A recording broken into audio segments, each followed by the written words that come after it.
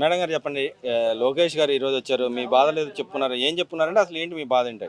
మేము 2022లో గ్రేడ్ 2 సూపర్వైజర్గా డిపార్ట్మెంట్కు పెట్టిన ఎగ్జామ్ రాసామండి. ఆ, మీరు సెలెక్ట్ అయ్యారని చెప్పి మాకు ఒక లిస్టు విడుదల చేశారు. ఆ, తీరా పోస్టింగ్ ఇచ్చే టైంకి మా లిస్టులో సగం మందికి ఇచ్చి సగం మందిని ఆపారు. ఆ, ఇదేంటని మేము అప్పుడు అడిగితే, ఆ, మీరు కోర్టులో కేసు ఉంది 2013లో వేరే వాళ్ళు వేశారు, వాళ్ళ మూలంగా మిమ్మల్ని ఆపాము, ఆ, ఆ కేసు క్లియర్ అవగానే మీకు పోస్టింగ్ ఇస్తామని చెప్పారండి. ఆ, మేము ఇప్పుడు ఈ 3 సంవత్సరాల నుంచి అన్ని అప్పుడు జగన్ గవర్నమెంట్ ఉన్నప్పుడు తిరిగామండి. ఆ, కానీ మాకు అప్పుడు ఏమీ న్యాయం జరగలేదు. ఇస్తాం చూస్తాం చేస్తామని చెప్పారు తప్ప ఉమ్, మాకేం న్యాయం జరగలేదు. మళ్ళీ ఇప్పుడు లోకేష్ గారు ప్రజా దర్బార్కి 2-3 సార్లు వెళ్ళామండి. వెళ్ళి అర్జీలు ఇచ్చాం, పరిశీలిస్తామమ్మా అని చెప్పి డిపార్ట్మెంట్కి పంపించామని చెప్పారు. ఉమ్, మళ్ళీ వాళ్ళు కలిసి మా సమస్య చెప్పుకుందామని వచ్చామండి. ఏమన్నారండి ఇవాళ? డిపార్ట్మెంట్కి పంపించామమ్మా, పరిశీలనలో ఉంది అని చెప్పారండి. అంటే గతంలో కూడా కొన్ని పోస్టులు, టీచర్ పోస్టులు కొన్ని రిలీజ్ చేశారు. ఈ అంగన్వాడీ టీచర్లు కూడా కొన్ని ఫిలప్ చేసిన పరిస్థితి. మీకు ఎందుకు రాలేదు? అప్పుడు ఎందుకు రాలేదమ్మా? ఇది అంగన్వాడీ టీచర్ పోస్ట్ కాదండి, వాళ్ళ మీద సూపర్వైజర్ పోస్ట్. అయితే వాళ్ళు సగం మందిని తీసుకున్నారేంటి రీజన్ అని అడిగితే ఎప్పుడో 2013లో కేసు చెప్తున్నారండి. దానికి దీనికి సంబంధం లేదు కదా. అలాంటప్పుడు అందరినీ ఆపాలి. ఆపితే సగం మంది 560 పోస్టులు అయితే 400కి తీసేసుకున్నారండి, ఫిలప్ చేసేసారు. ఒక 164 ఆపారు. ఈ 164 ఎందుకు ఆపారంటే ఎప్పుడో 2013లో ఉన్న కేసు గురించి చెప్తున్నారు. ఆ కేసుకి మాకేం సంబంధం లేదు. మేము ఒక జోన్ వారీగా ఉంటది కదా, జిల్లా వారీగా జోన్ వారీగా ఉంటాయి కదా. మరి జోన్ వారీగా ఉన్నప్పుడు ఈ కేసులో దానికి సంబంధం ఉండదు కదా. 4 జోనుల నుంచి 164 సార్. మన ఒంగోలు జోన్కి వచ్చేసి 50 పోస్టులు.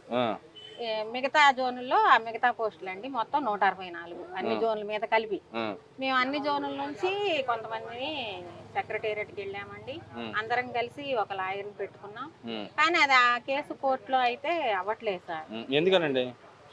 ఏమో మాకు తెలియదు సార్. ఎందుకనే మేము డిపార్ట్మెంట్ని అడుగుతున్నాం, ఏంటండి మాకు సెలెక్టెడ్ లిస్ట్ ఇచ్చారు కదా, మరి సగం ఫిల్ చేసి సగం ఎందుకు తీసుకోవట్లేదని మేము అడుగుతున్నాం. మరి ఇప్పుడు మీకు ఏజ్ అయిపోయింది అంటున్నారు, మరి లోకేష్ గారిని వచ్చి అర్జీ పెట్టుకున్నారు మీరు?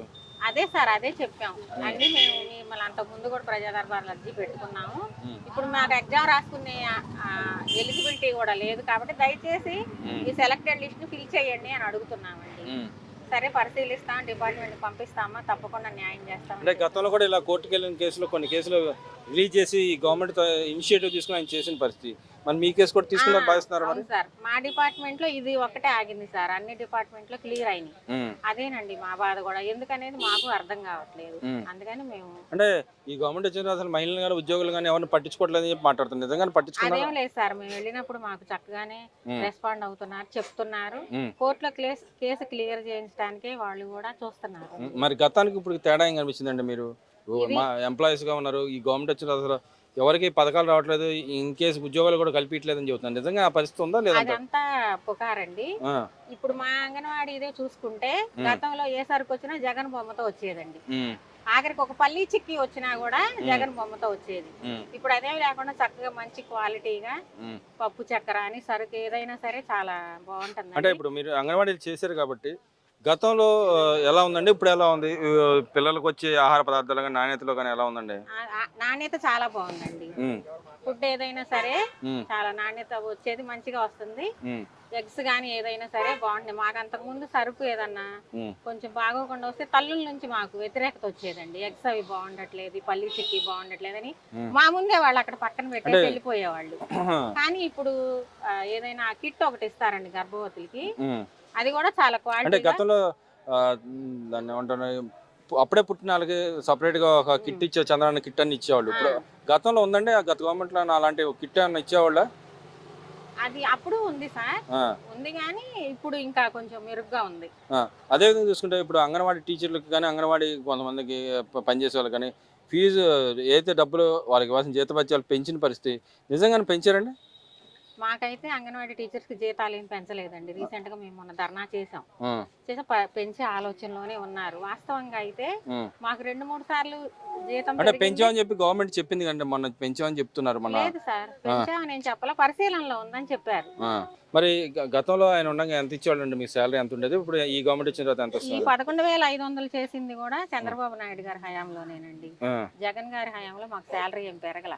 చెప్పారు కానీ మేము మినిస్టర్ గారిని కలిసాము. అప్పుడు మేము అదే మళ్ళీ ఎలక్షన్ ఓటు వేయండి అప్పుడు ఆలోచిస్తామని జూన్ లో ఏదో ఇస్తామంటే మేలో ఎలక్షన్ జరిగింది కదా, ఏప్రిల్లోనూ మేలోనూ, జూన్ లో ఆలోచిస్తామని చెప్పి మాట ఇచ్చారు. అంత ఎందుకు వీళ్ళు మళ్ళీ మేలో ఓట్లేస్తారు కదా అప్పుడు చూసుకుందాం అన్నట్టు చేసినట్టున్నారు.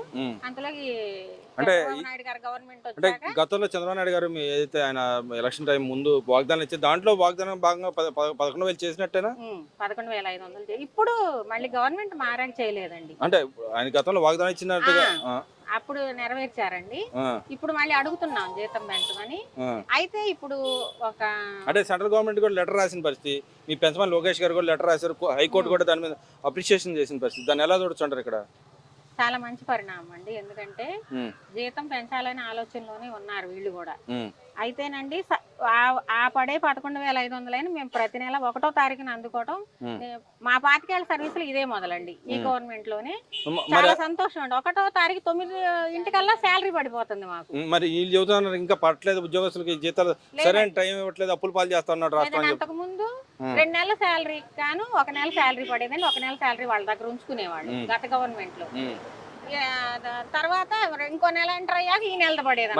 అంగన్వాడీ వాళ్ళని కూడా అంతకుముందు జగన్ సభలకు తీసుకెళ్లేవాళ్ళు కదా, పొద్దున తీసుకెళ్లి సాయంత్రం దాకా ఉంచే పరిస్థితి. ఇప్పుడు ఈ గవర్నమెంట్ అలా తీసుకెళ్తాను లేదండి. ఎందుకని? హాయిగా మా ఉద్యోగాలు మేము చేసుకుంటున్నామండి. మాకు ఎలాంటి ఒత్తిడి లేదు. మేము ఎంత పని మంచిగా చేస్తే మాకు చంద్రబాబు నాయుడు గారి దగ్గర నుంచి మాకు రావాల్సిన అన్ని ఖచ్చితంగా అన్ని అందుతాయని మేము నమ్ముతున్నామండి. అయితే మేము ఇప్పుడు ముఖ్యమంత్రి గారికి మా విన్నపం ఏంటంటే, దయచేసి మా సూపర్వైజర్ పోస్టులు సెలెక్టెడ్ లిస్ట్ లో ఉన్నాం. మేము చాలా బాధపడుతున్నాం. ఒక సెలెక్టెడ్ లిస్ట్ లో ఎగ్జామ్ రాసి రావటం అంటే చాలా కష్టం అండి. పైగా మేము మహిళలు ఇంట్లో మా బాధ్యతలు మేము నెరవేర్చుకుంటా ఒక పరీక్ష రాసి సెలెక్ట్ అవటం అంటే గ్రేడ్ 2 ఉద్యోగానికి మేము ఎంత కష్టపడి ఉంటాము. అదేవిధంగా మీరు గతంలో జగన్మోహన్ రెడ్డి గారు ఉండగా మీలాంటి వాళ్ళకి సాధక బాధలు వచ్చినా కూడా గవర్నమెంట్ నుంచి దాన్ని ఏమంటామంటే ఏ పథకాలు వచ్చాయి కాదు, దాని మీద కూడా డిమాండ్ చేసిన పరిస్థితి గతంలో. ఇప్పుడు ఆ డిమాండ్ తగ్గట్టు గవర్నమెంట్ అని మళ్ళీ అడిగారండి? ఇప్పుడు ఏమన్నా అడిగారు? అది ఇప్పుడు ఏమి లేదండి ఆ బాధ మాకు. ఎందుకంటే గవర్నమెంట్ అంతకుముందు మిమ్మల్ని గవర్నమెంట్ ఉద్యోగస్తుల కింద లెక్కేసి మాకు పథకాలు ఏమి రాలా. ఇప్పుడు అంగన్వాడీ టీచర్స్ ని గవర్నమెంట్ ఉద్యోగుల కింద చూడకండి అని చెప్పి మాకు అన్ని పథకాలు వస్తున్నాయి. గ్యాస్ ఇది కానీ, ఫీజు రియంబర్స్మెంట్ కానీ, ఏదైనా మాకు అన్ని ప్రభుత్వ పథకాలు. గతానికి ఇప్పుడు ఎందుకు ఆ వేరియేషన్ ఎందుకు వచ్చిందండి? గతంలో ఎందుకు వెళ్ళిపోయాడు ఆయన? వేలాపోయాడంటే ఇంకా అది ఆయన ఇదండి. అయితే ఇక్కడ ఇంకో విషయం అండి, మేము ఎన్నిసార్లు మా ఉద్యోగ నిమిత్తం మేము సెక్రటేరియట్కి వెళ్ళినా ఎప్పుడు తాడేపల్లిలో ఉన్నారనే చెప్పారు మాకు. మేము ఎప్పుడు ఆయన్ని కలిసింది లేదు. మరి ఇప్పటికైనా మీ బాధ పరిష్కారం అయితే భావిస్తున్నారమ్మా? ఖచ్చితంగా సార్, పరిష్కారం అయిద్దని మేము వచ్చాము. చాలా దూరాల నుంచి వచ్చామండి మేము. లోకేష్ బాబు గారికి ఇప్పుడు కూడా అంటే మళ్ళీ ఇంకో కొత్త ఉద్యోగాలు అయిపోతున్నారు, రేపు ఉగాదికి వస్తాయని చెప్తున్నారు.